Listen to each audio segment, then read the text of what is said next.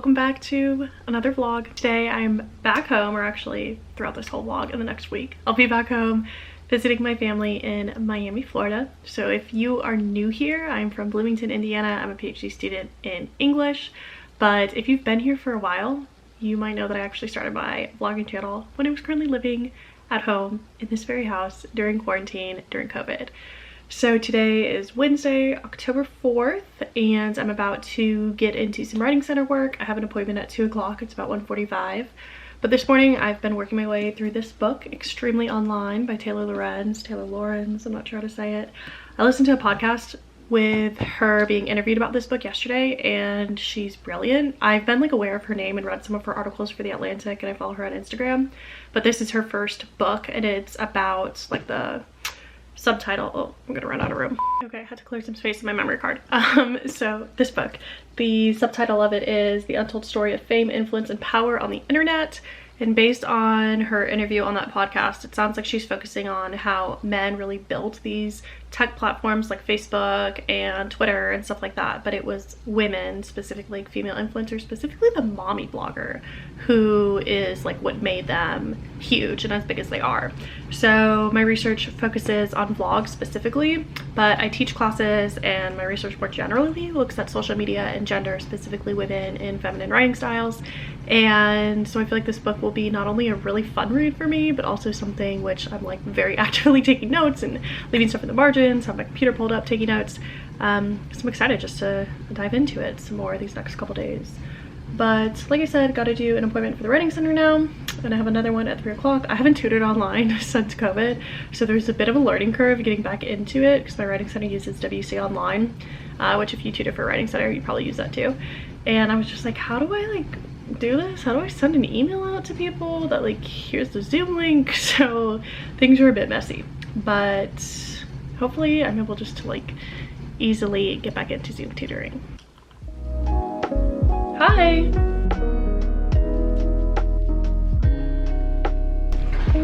Say cheese! Say hi, vlog! Hi! Say hi, YouTube channel!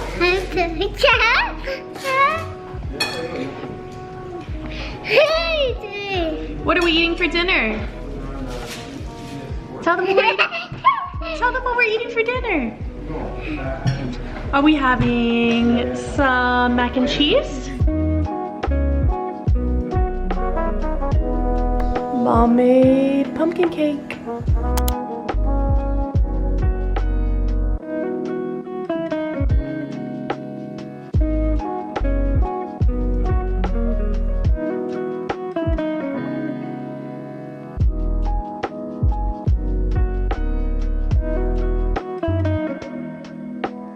Good morning, happy Thursday.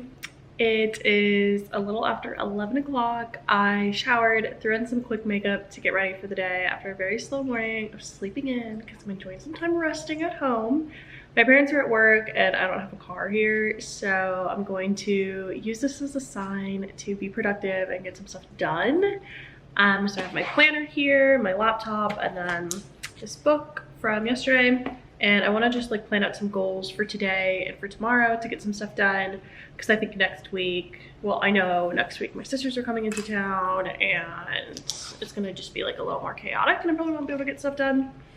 But I'm in sort of like a place right now where I'm like, what am I doing? And I feel like I'm there often with my dissertation. It's really hard to just not feel like the whole thing is really daunting.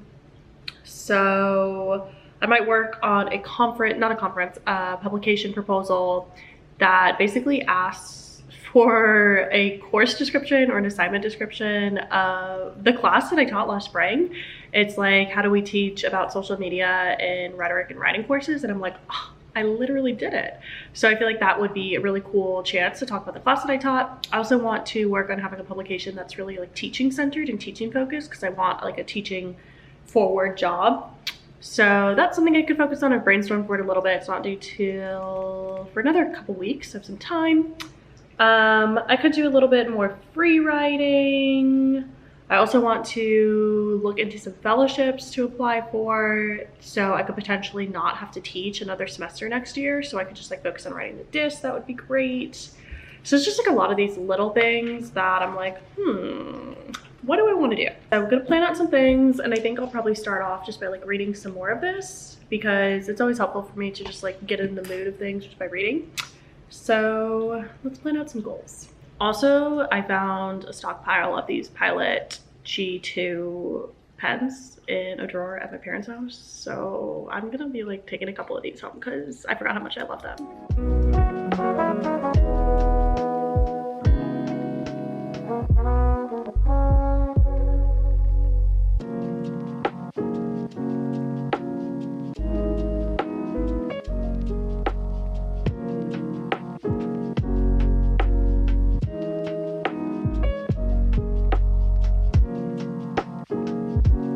3 hours later, I am gradually building up my stamina to like work in longer chunks or like stints of time. I worked on a couple different things. I read this book for about an hour and took pretty diligent notes. I read a chapter that was called The Rise of YouTube.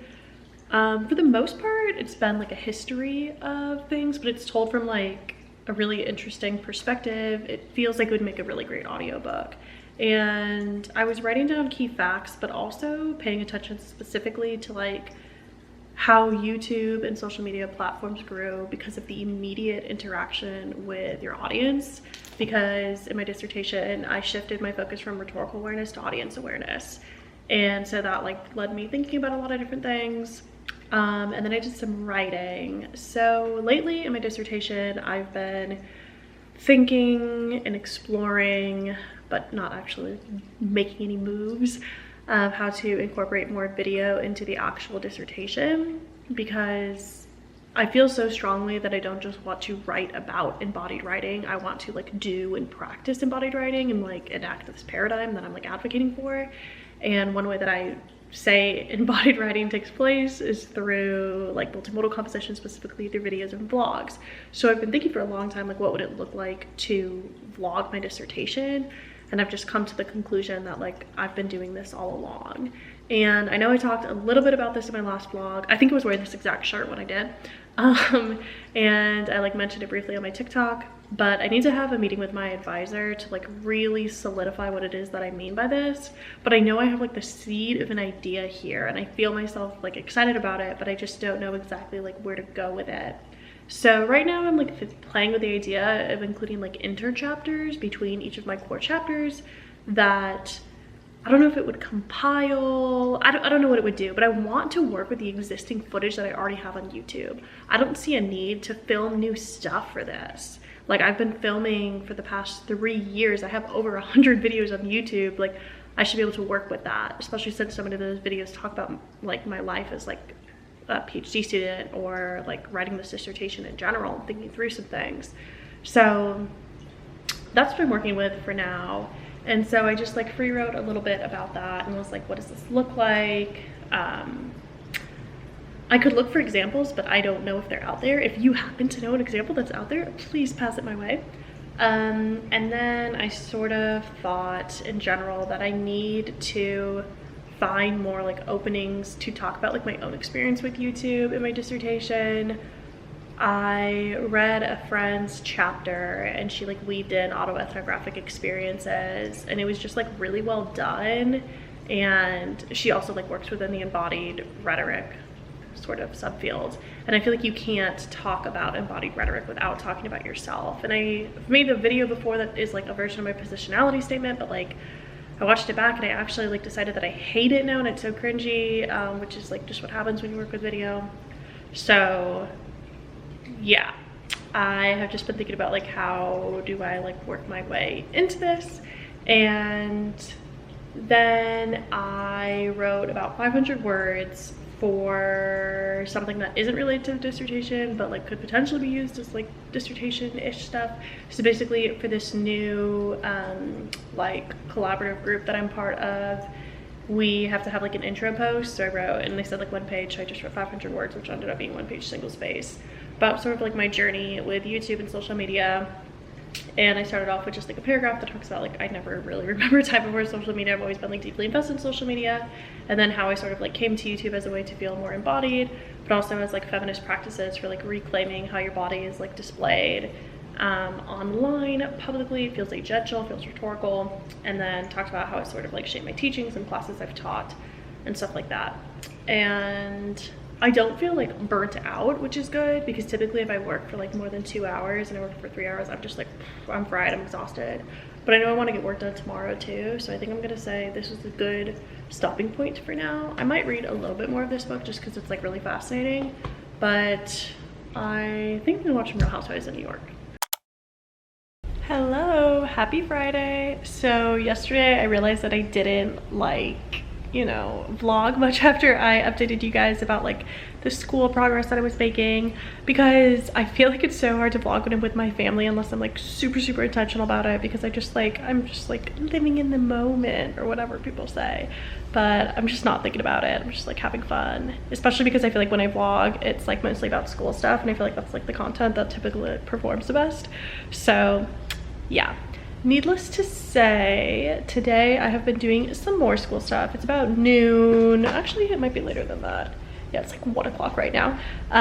This morning I continued reading this book, read like about another 100 pages, really focusing on the chapters where she talks about Vine and Musical.ly, because that is like where video specifically came to have like a big role, like aside from YouTube. YouTube always to me sort of felt like it was its own thing. I never really included YouTube as like a form of social media in the way I did like Twitter, Instagram, Tumblr, stuff like that. So Vine and Musical.ly is when she's like video and like amateur video, anyone could be a video creator, started to like really take off. So I've been focusing on that. She uses the word like intimacy and intimate audiences a lot, so that's like really intriguing to me. Anything that talks about like the creator audience relationship, because that's like what I'm thinking a lot about for the dissertation right now. So gotta do some free writing about that. I also had a phone call with someone yesterday to talk about being nominated for a potential fellowship that could allow me to potentially not teach next year, which would just be like great in terms of time, because I could focus all my energy and efforts on the dissertation and just like the job market when I'm on the job market. So that would be great. So I had to email like a CV, a headshot, just like a quick bio. So I fixed up some of that stuff and did my hair, called to ask if my eyebrow gal is working today, and got greeted with Spanish, so I had to break out some Spanish skills. So yeah, I'm gonna get my eyebrows done a little bit later. And yeah, we're just vibing. I have found that when I am home alone with no car, because both my parents are at work, both their cars, I have like no choice but to like do work.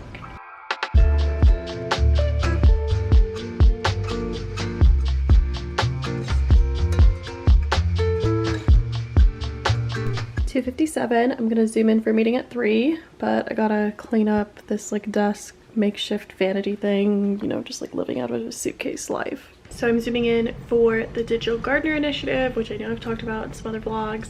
So every other Friday it's a required meeting, and we meet like every Friday, but it's only required every other Friday, and then like the intermittent Fridays are optional days. And I've gone to pretty much all the optional days, just depending on like the topic, because it seemed interesting to me. So this one's about podcasting, and I've taught podcasting before, but so I'm like, yeah, it's not gonna be that like innovative for me. It's not gonna teach me anything I don't really know. But I feel like it's going to be super useful just to talk with others about like what assignments they use for podcasting, how they use podcasting as instructors.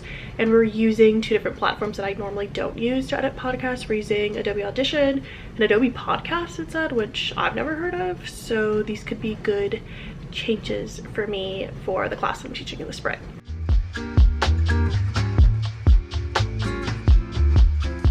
Okay, that meeting is done. At first I was just like, oh my gosh, I shouldn't have gone to this, because we were talking about Adobe Rush, which or Premiere Rush, which I've used a lot.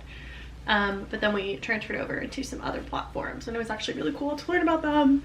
And I talked about like my experience teaching podcasting as an assignment. So yeah, anyway, got dressed because I'm gonna go get my eyebrows done. I'm just wearing this thrifted, it's actually LL Bean pinstriped shirt, white tee, and then these, gotta fix this camera. This is what happens when you don't have a full body mirror. Just ignore this NFL thing, that's from my dad's 60th birthday party months ago. Going to throw on this purse that I was recently gifted from Teddy Blake, and I'm like actually obsessed with it. I traveled home with it on the airplane as like my personal item with my book bag as a carry-on, and it was like the perfect purse for that, and just like the perfect everyday purse. This bag is probably the nicest purse that I have ever owned. I've never had like a designer handbag or anything like that, and I can tell that the quality on this is so good. It's premium leather, feels like leather, smells like leather, made from the same factories that designer bags are made in, and it's just like the perfect color brown. It's a beautiful bag, and I can tell that it's gonna last forever. The inside is like the prettiest, softest little suede material in the airplane. I just packed it with a book, reading Crying in H Bar, and some sunglasses, and my keys for my car back in Indiana. And then I also have just like the basic stuff, a wallet, hand sanitizer, had a mask in there, my Dramamine, some hair ties, and it didn't feel like heavy or like it was overflowing at all. I like that you can hold it like this. I like that you can put it over your shoulder. I feel like it just really elevates any outfit without feeling like too dressy. It truly is just like the perfect everyday bag. And so thank you so much to Teddy Blake for sending this to me. I am obsessed with it. If you want to check it out or purchase a luxury handbag from their website, I will have the link in my description box, as well as like a code to get some money off. Hello, many days later. It is Tuesday morning.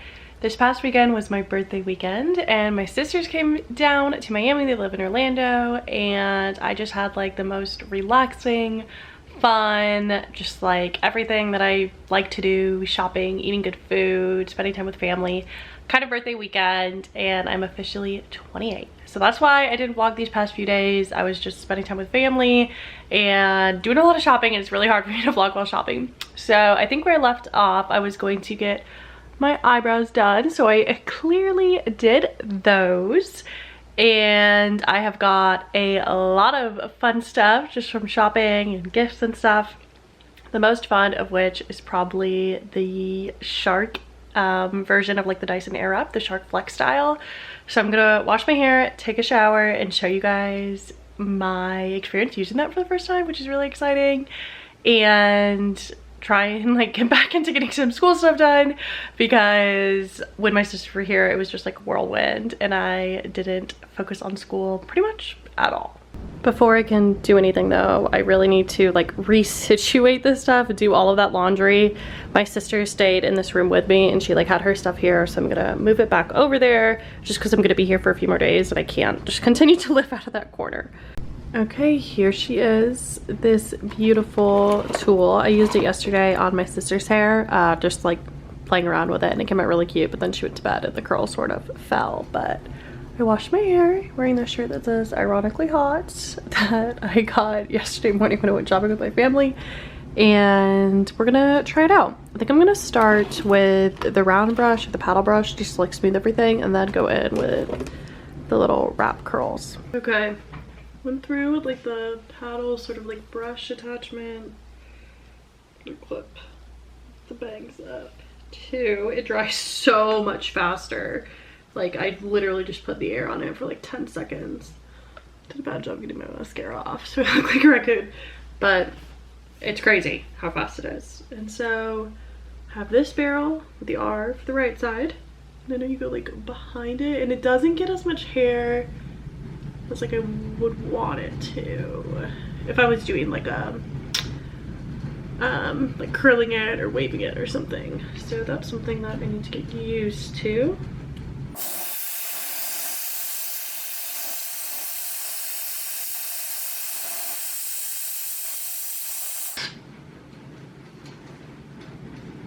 Okay, that's it on like the lowest fan setting, but super pretty. It looks really natural. I'm gonna try and turn up the fan setting just so it like really grabs it. Okay, I had a slight intermission because my nephew came and I was watching him for like an hour. So coming back to it, this part's still wet a little bit, but I think I'm gonna wet it a little more with just the spray bottle. Definitely feel like I'm getting the hang of it though. Okay, this is what it looks like when it is done. I definitely could have done better, but I feel like it's gonna come out so nice when I like actually to my time and do it all in one sitting. Definitely feels high volume. Watched the second Harry Potter movie, but my dad has never seen the first one.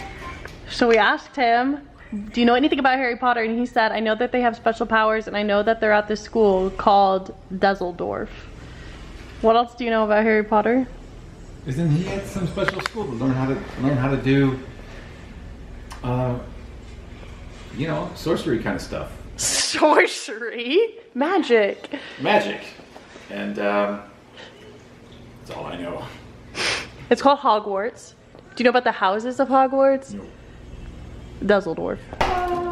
Barbecue chicken pizza. Taco pizza. Does anyone else feel like you can't get in a bed unless it's like made? Like I need to go make this bed so I can lay in it for bed tonight. Bed's all made. Time to get into some PJs, and I want to read that book, but I feel like I'm gonna end up just watching some Real Housewives on my laptop. So documenting what the hair looks like before bed, and we'll see how it looks when I wake up in the morning. Good morning, happy Thursday. Didn't really vlog yesterday because it was just one of those days, but we're vlogging today. I am on my way to go get some Chick-fil-A breakfast for myself and for my brother and sister-in-law. I've actually never been to Chick-fil-A for breakfast, and the one here is a bit of a journey. It's a bit far away, but I don't know, it just has become like this thing that we've been talking about for the past week. We're like, we really just want some frosted coffee and Chick-fil-A breakfast, so I'm gonna do it.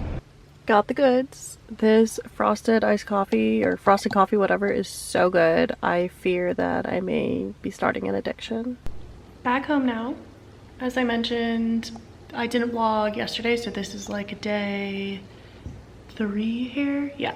And I haven't touched it up at all, but let me get better lighting. Definitely has a lot of bounce to it. Not necessarily like curl, but it held very, very well. And I didn't even use hairspray, just that texture spray. It doesn't feel greasy at all. So I'm gonna take a shower, but I'm not gonna wash my hair.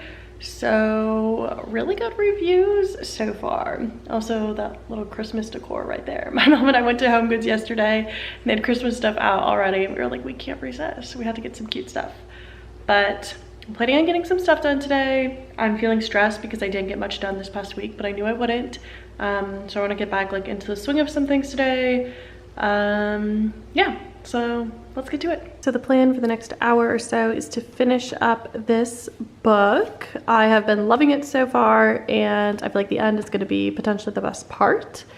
And take some notes as I've been doing, and then I have some other tasks I want to do regarding like fellowships, funding, potential publications, stuff like that. Okay, it is about 2:20 now.